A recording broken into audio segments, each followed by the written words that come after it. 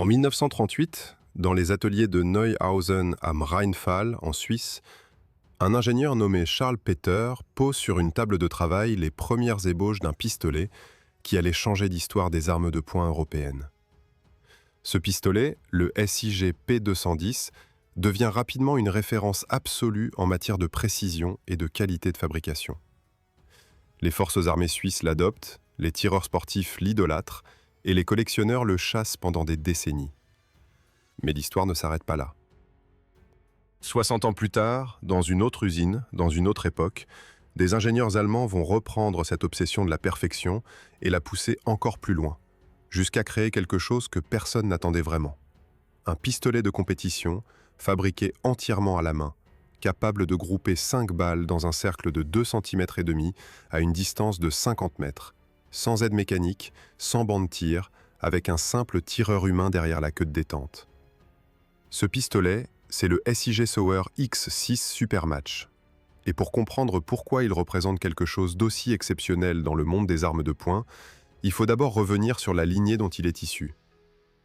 Tout commence avec le P226. Lancé en 1980, ce pistolet est né d'un concours militaire américain qui allait remplacer le légendaire Colt M 1911A1 dans les forces armées des États-Unis. Sig Sauer, fruit d'une collaboration entre la société suisse SIG et l'allemand JP Sauer und Sohn, présente un pistolet en 9 mm d'une fiabilité redoutable et d'une précision supérieure à la moyenne. Le P226 ne remporte finalement pas ce contrat américain, déclassé par le Beretta 92F sur des critères de coût, mais sa réputation n'en souffre pas. La marine américaine, le FBI, le GIGN français, le SAS britannique, tous choisissent le P226 comme arme de service. Pendant plus de 40 ans, ce pistolet est synonyme de sérieux, de robustesse et d'efficacité dans les mains des unités d'élite du monde entier. Mais le P226 reste avant tout une arme de combat. Une arme construite pour encaisser la boue, le sable, les chocs, les conditions extrêmes. Sa précision est excellente pour un pistolet militaire, mais elle a des limites inhérentes à sa conception de série. Les tolérances d'usinage, le double action sur la première cartouche, le poids du chien et de la détente, tout cela introduit des variables que le tireur sportif de haut niveau ne peut pas se permettre d'ignorer. C'est précisément pour répondre à cette frustration qu'une équipe de techniciens dans les ateliers allemands de SIG Sauer, à Eckernförde, décide à la fin des années 90 de créer quelque chose de radicalement différent. Pas un pistolet de combat amélioré, pas une version plus jolie du P226, quelque chose de fondamentalement nouveau.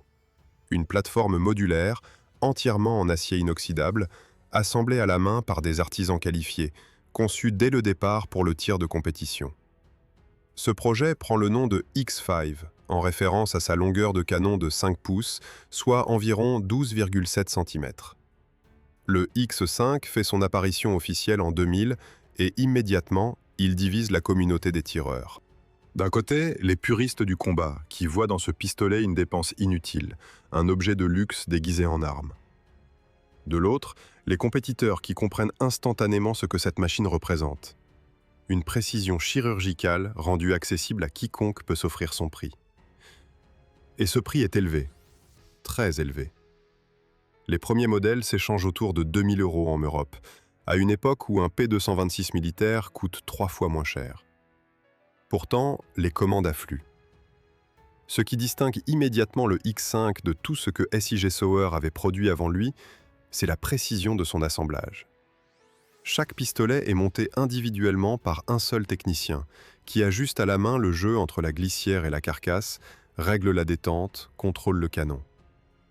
Les tolérances d'usinage atteignent des niveaux comparables à ceux des armes de match suisses et autrichiennes.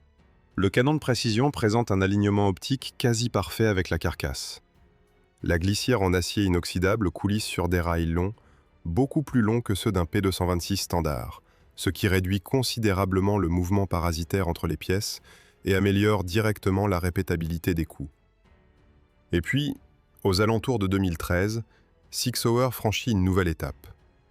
La gamme X évolue vers ce que la marque appelle le X-Line, une nouvelle famille de pistolets aux lignes angulaires, presque industrielles, avec des arêtes vives et une esthétique qui tranche radicalement avec les courbes arrondies du P226 original. Dans cette nouvelle gamme apparaît le X6. Même philosophie que le X5, mais avec un canon de 6 pouces, soit environ 15,2 cm. Un canon plus long signifie une ligne de visée plus longue, une vitesse initiale légèrement supérieure et surtout une stabilité accrue à longue distance. Au sommet de cette nouvelle pyramide trône le super match. Détente droite et réglable, chien et gâchette squelettés pour réduire la masse en mouvement, poignée en G10, un matériau composite à base de fibres de verre et de résine époxy, utilisé habituellement dans l'industrie aérospatiale, et un poids total de 55 onces, soit environ 1 kg 550 g chargés. Un pistolet aussi lourd qu'un Desert Eagle, mais avec la précision d'une montre suisse. Un pistolet fabriqué à la main dans un atelier allemand, ce n'est pas une nouveauté en soi. Ce qui rend le X6 Supermatch véritablement unique, c'est la cohérence de ses choix techniques. Chaque décision de conception servant un seul objectif: éliminer toute variable parasite entre l'intention du tireur et l'impact de la balle. Commençons par ce que Sig Sauer appelle le système modulaire. La carcasse du X6 est en réalité une plateforme neutre sur laquelle viennent se greffer différents ensembles glissières-canons interchangeables. Le tireur peut passer d'un canon de 6 pouces à un canon de 5 pouces en quelques minutes, sans outillage spécialisé, simplement en remplaçant l'ensemble supérieur. Il peut également changer de calibre. La gamme X-Line est disponible en 9 mm Parabellum et en 40 Smith & Wesson. Deux cartouches au profil balistique très différents, permettant au même tireur de s'adapter aux règlements de compétition selon les disciplines. Cette flexibilité n'est pas un gadget marketing. Dans le monde du tir sportif de haut niveau, les règlements varient selon les fédérations, et disposer d'une seule carcasse capable d'accepter plusieurs configurations représente un avantage économique et pratique considérable. La carcasse elle-même est usinée dans un bloc d'acier inoxydable massif.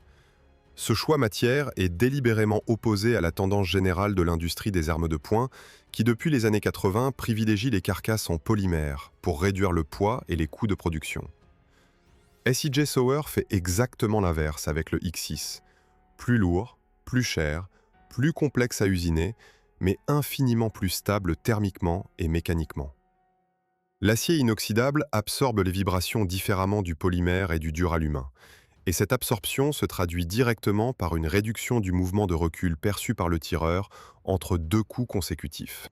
Les rails de glissière méritent une attention particulière.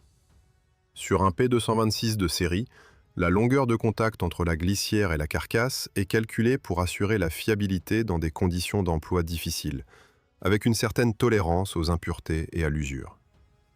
Sur le X6, ces rails sont délibérément allongés, au maximum de ce que la géométrie de la carcasse permet. Le résultat est un jeu glissière-carcasse réduit à presque rien, perceptible dès la première prise en main. Quand on déplace la glissière à la main, elle coulisse avec une résistance ferme et homogène, sans aucun ballottement latéral. Cette précision d'ajustement est l'une des raisons principales pour lesquelles le X6 peut grouper ses tirs dans un cercle aussi restreint à 50 mètres. La détente du supermatch est l'élément technique qui suscite le plus de discussions parmi les compétiteurs. Il s'agit d'une détente droite, en simple action exclusivement, avec 3 axes de réglage indépendants. Le premier axe permet de déplacer la palette de détente vers l'avant ou vers l'arrière, ajustant ainsi la distance de prise par rapport à la crosse pour s'adapter à différentes morphologies de main. Le second axe règle le poids de déclenchement, que les techniciens de SIJ Sauer abaissent en usine jusqu'à environ 900 grammes sur les modèles Supermatch, soit moins d'1 kg de pression pour libérer le chien. Le troisième axe contrôle la course résiduelle après déclenchement, que le tireur peut réduire à presque zéro selon ses préférences. Ces réglages se font avec une simple clé Allen de taille 3 mm fournie dans la boîte avec le pistolet.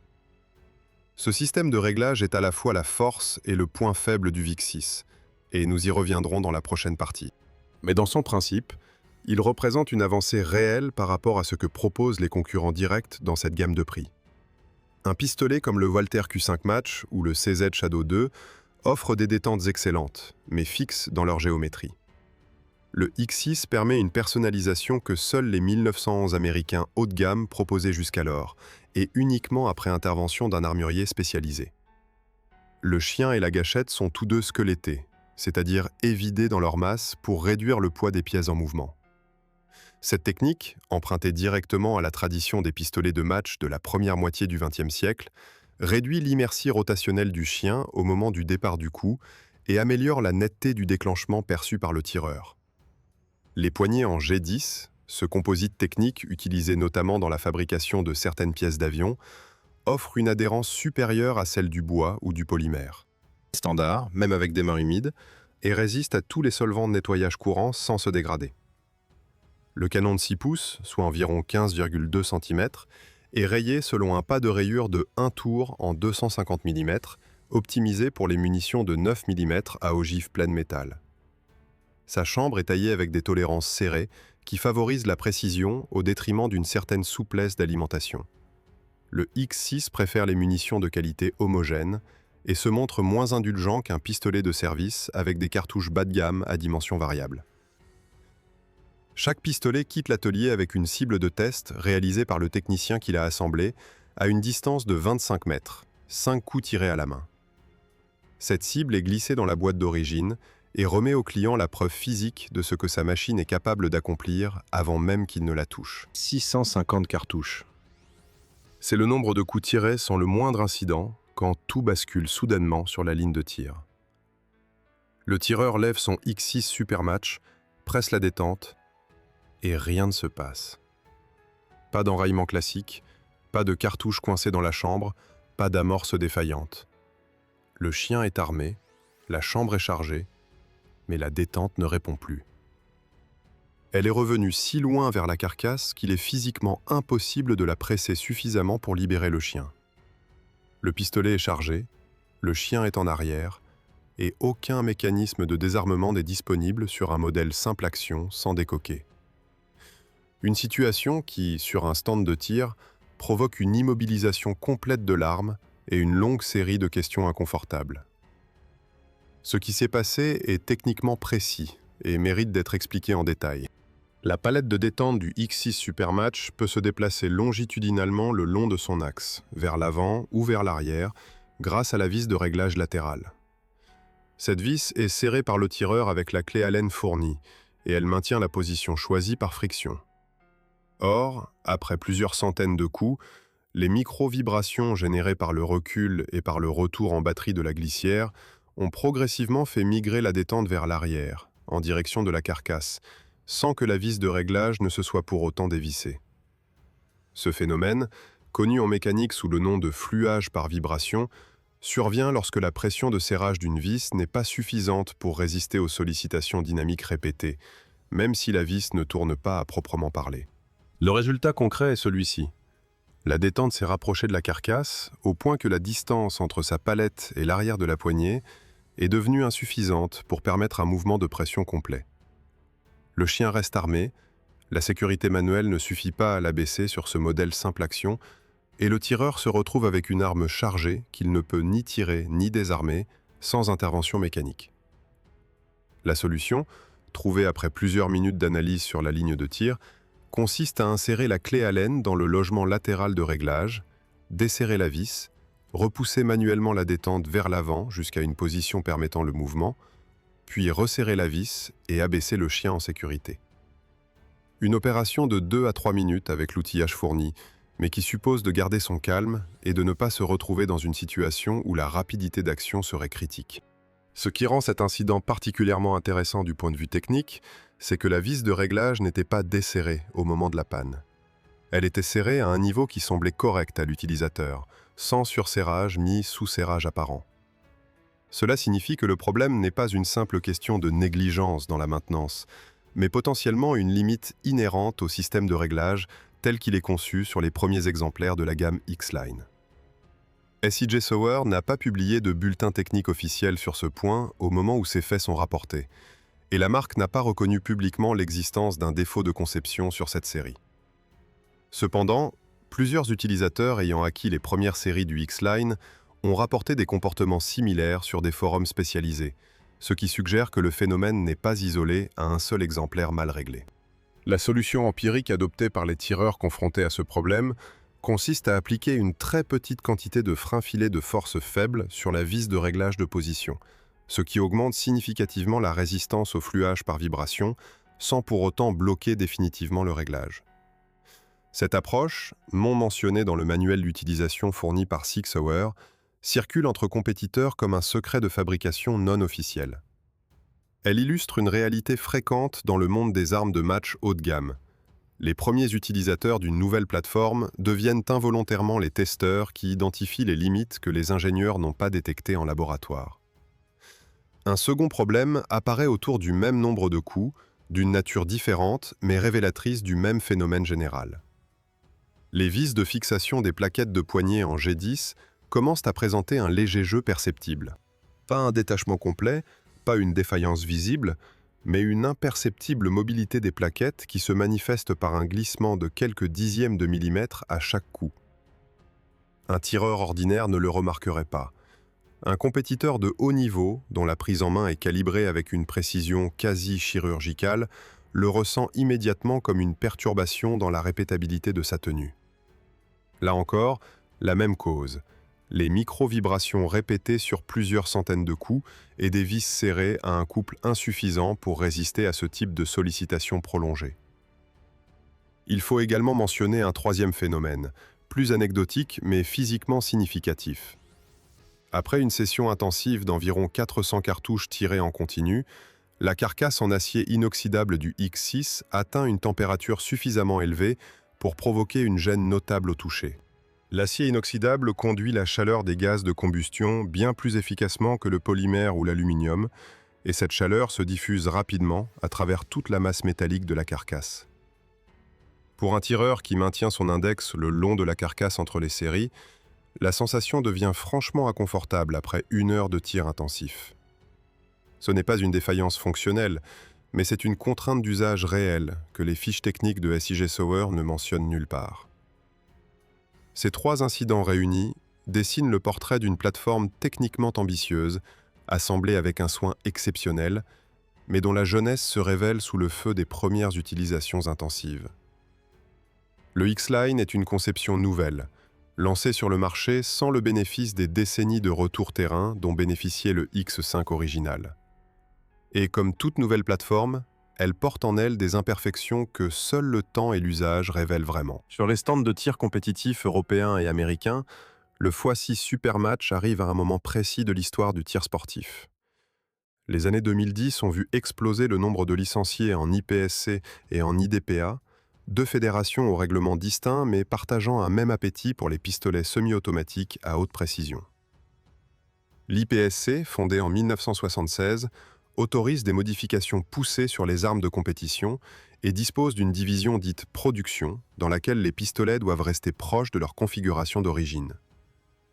L'IDPA, créée en 1996 en réaction aux excès de personnalisation de l'IPSC, impose des restrictions encore plus strictes sur les modifications autorisées.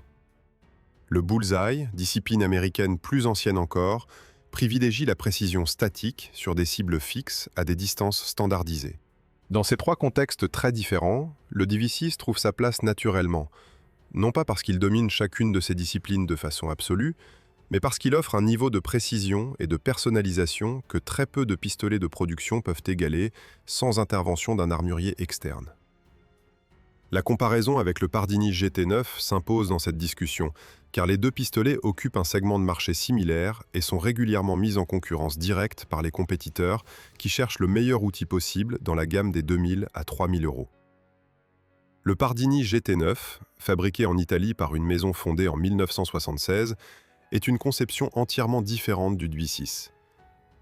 Sa carcasse est en aluminium anodisé, son mécanisme de détente est à simple action avec un déclenchement d'une netteté que beaucoup considèrent comme supérieur à celui du X6 en configuration standard.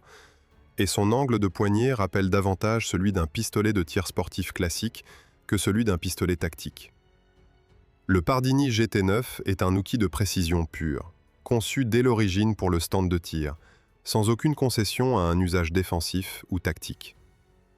Le X6, lui, conserve l'ADN du P226 dans son ergonomie générale, ce qui le rend immédiatement familier à tout tireur ayant pratiqué avec un pistolet Sig Sauer, et lui confère une polyvalence que le Pardini n'a jamais cherché à offrir. Les compétiteurs qui ont pratiqué avec les deux pistolets rapportent de façon assez constante que le Pardini GT9 présente un déclenchement légèrement plus net en sortie de boîte, avec une course résiduelle quasi inexistante sans aucun réglage préalable. Le 10-6, en revanche, nécessite une phase de réglage initiale avant d'exprimer tout son potentiel. Mais une fois cette personnalisation effectuée, il atteint un niveau de performance très proche, voire comparable selon les tireurs. L'avantage du Dixis réside dans sa masse totale supérieure, son acier inoxydable absorbant différemment les vibrations de recul, et dans sa ligne de visée plus longue grâce au canon de 6 pouces, deux facteurs qui deviennent déterminants lors des séances de tir à des distances supérieures à 25 mètres. Face au 1911 américain haut de gamme, la comparaison est différente.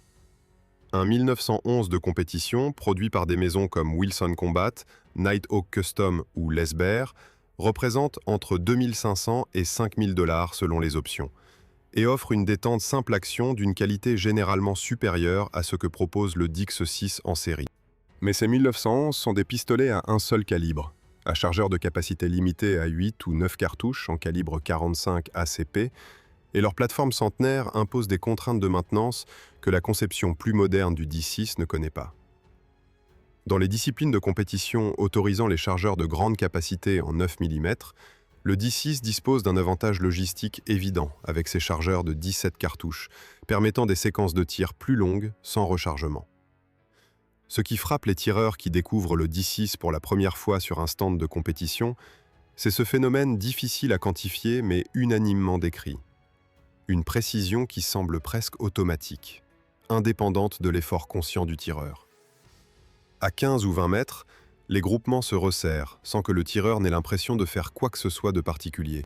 La combinaison du poids élevé de la carcasse, du canon long, de la ligne de visée étendue et de la détente réglée à moins d'1 kg produit un résultat qui surprend même les tireurs expérimentés lors de leur première séance. Plusieurs compétiteurs décrivent cette sensation comme celle d'un pistolet qui travaille pour eux plutôt qu'avec eux. Une formulation qui revient de façon récurrente dans les témoignages recueillis sur les forums spécialisés francophones et anglophones. À 100 mètres, distance à laquelle aucun pistolet de combat ne prétend sérieusement à la précision, le X6 révèle une capacité qui appartient normalement au domaine des carabines de petit calibre. Tirer sur des cibles métalliques de 30 cm de diamètre à cette distance avec un pistolet semi-automatique est un exercice que très peu de plateformes permettent d'envisager sérieusement. Le Dixis, grâce à sa combinaison de canon long, de lignes de visée étendues et de sa masse stabilisatrice, rend cet exercice non seulement possible, mais reproductible sur des séries de plusieurs coups consécutifs. Ce n'est pas une prouesse accessible à n'importe quel tireur. Mais la plateforme elle-même ne constitue pas le facteur limitant, ce qui en soi est une déclaration technique remarquable pour un pistolet semi-automatique de production. La question du prix revient inévitablement dans toute discussion sérieuse sur le Dixis. 2 500 € pour le Supermatch représente un investissement considérable que beaucoup de tireurs sportifs ne peuvent ou ne souhaitent pas consentir. Mais les compétiteurs qui ont franchi ce pas soulignent unanimement que le rapport entre le prix demandé et le niveau de finition obtenu place le FI6 dans une catégorie différente de celle des pistolets de série améliorés. Acquérir un FI6 Supermatch, c'est recevoir un pistolet dont chaque pièce a été sélectionnée, ajustée et vérifiée par un seul technicien, avec une cible de contrôle dans la boîte qui atteste de ses performances réelles avant même la première cartouche tirée par son propriétaire. Le stand de tir de la compétition régionale de Bullseye dans le Wisconsin, été 2022. Un compétiteur aligne sa 5e série consécutive avec son X6 Supermatch. 400 cartouches déjà tirées dans la journée sous un soleil de juillet. Entre deux séries, il pose le pistolet sur la table de tir et pose involontairement sa paume sur la carcasse en acier inoxydable. Il retire sa main immédiatement. La carcasse est brûlante, au point que le contact prolongé devient impossible. Son voisin de ligne, équipé d'un CZ Shadow 2 à carcasse en aluminium anodisé, pose la main sur sa propre arme et constate une différence de température flagrante. L'aluminium dissipe la chaleur différemment, la répartissant sur une surface plus large et la libérant plus rapidement dans l'air ambiant. L'acier inoxydable, lui, la retient et la concentre. Ce moment devient rapidement une anecdote qui circule parmi les compétiteurs présents ce jour-là. Résumé en une formule lapidaire, le X6 chauffe comme une poêle et groupe comme un laser. Cet épisode illustre une tension fondamentale dans la conception du X6.